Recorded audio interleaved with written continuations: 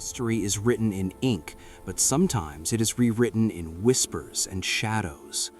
What if I told you that a fundamental pillar of human family life, the sacred bond between a father and an adopted child, was erased from an entire civilization almost overnight? Imagine a world where your son is suddenly declared a stranger and his wife is no longer forbidden to you. This is not a hypothetical scenario or a modern dark fantasy. It is a recorded event from the 7th century that changed the legal and moral landscape of the world forever. To this day, scholars and historians tread carefully around this one specific incident, a moment where a sudden divine revelation seemed to collide perfectly with a deeply personal human desire. We are diving into a mystery that asks a terrifying question. Was a sacred law changed to save a society, or was it changed to justify the heart of a single man? This is the story of Zaynab, the woman whose marriage shattered the concept of adoption for billions of people throughout history, leaving behind a trail of questions that no one is supposed to ask. To understand the weight of this scandal, we must first look at the man in the center of the storm, Zayd ibn Haritha. He was not just a follower, he was the only companion whose name is immortalized in the Quran. Known as the beloved of the messenger, Zayd was more than a servant or a friend. He was legally adopted and publicly declared as the Prophet's own son. In the culture of ancient Arabia, adoption was absolute. An adopted son carried your name, inherited your wealth, and was treated exactly like a biological child. This meant his wife was considered a daughter-in-law, a category of woman strictly forbidden for a father to marry under any circumstances. For years, this was the status quo, an unquestioned social contract that kept the family unit intact. But everything began to shift when Zayd married a woman of noble birth, Zaynab bint Jahsh. She was beautiful, proud, and well aware of her status, and their marriage was reportedly rocky from the start. However, no one could have predicted that their domestic troubles would lead to a radical transformation of religious law that still governs millions today. The mystery deepens with a single unplanned visit that changed the course of history. Traditional accounts describe a day when the Prophet went to Zayd's house to speak with him, but Zayd was not home. Instead, he encountered Zaynab in a state of partial undress. It is said that at that moment, a phrase was uttered that would echo through the centuries. "Glory be to Allah who turns the hearts." What did this mean? Was it a simple prayer of wonder, or was it an involuntary admission of a sudden, overwhelming attraction? Soon after this encounter, Zayd became aware of the situation and offered to divorce his wife so that his father could have her. Curiously, the initial response was a firm rejection. The Prophet told Zayd to fear God and keep his wife, but the tension was already building behind the scenes. Historians suggest there was a profound struggle between what was socially acceptable and what was being felt internally. The atmosphere in Medina was thick with gossip and anticipation, for if the Prophet married his son's wife, it would be seen as incest by every standard of the time. Then the unthinkable happened. At the height of this social tension, a revelation descended that did not just address the marriage, but dismantled the entire institution of adoption itself.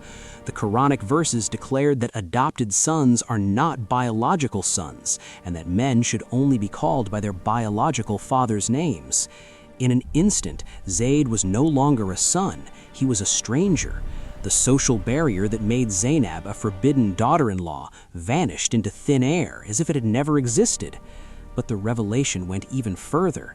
It explicitly stated that the marriage was ordained by heaven itself, declaring that God had joined them together. This was a double-edged sword that settled the dispute but raised haunting questions that critics have pointed to for over a millennium. Why did the creator of the universe need to intervene in a specific marital dispute? Why was the abolition of adoption, a practice that provided homes for countless orphans, the necessary price for this one union? The timing was so precise that even Aisha, the Prophet's youngest wife, famously remarked on how quickly the revelations seemed to coincide with his personal wishes. Investigative minds often look at the principle of who benefits from a sudden change in the law.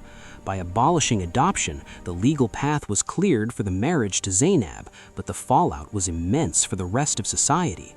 The stigma of incest was replaced by a divine mandate, making any criticism of the marriage an act of spiritual rebellion. However, this change had a ripple effect that lasted for centuries and continues to this day. From that moment forward, the concept of legal adoption as understood in most parts of the world became virtually non-existent in Islamic law.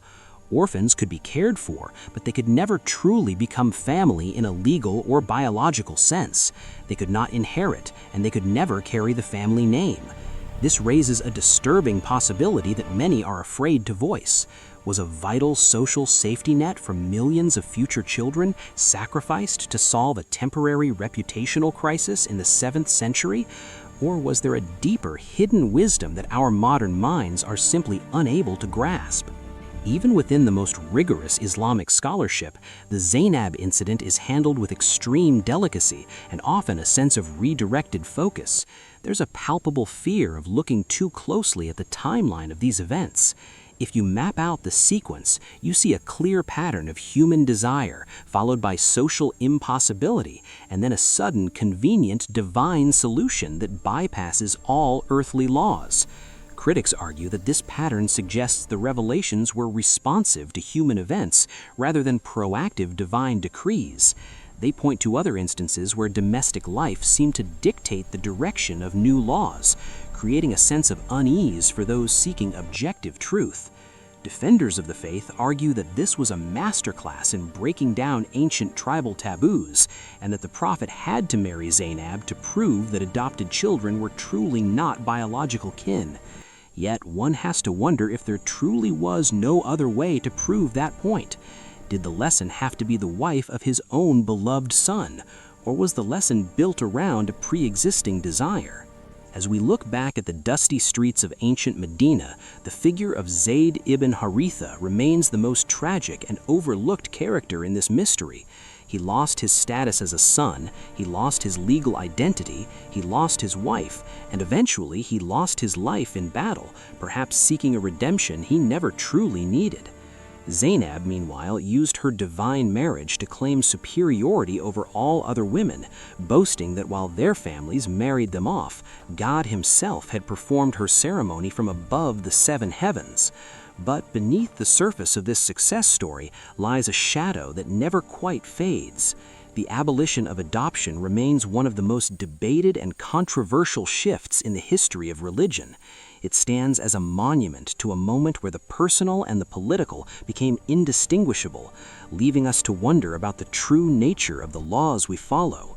As the desert sands shift, the silence surrounding Zayd and Zaynab remains, leaving us to decide for ourselves what really happened in that house so many centuries ago.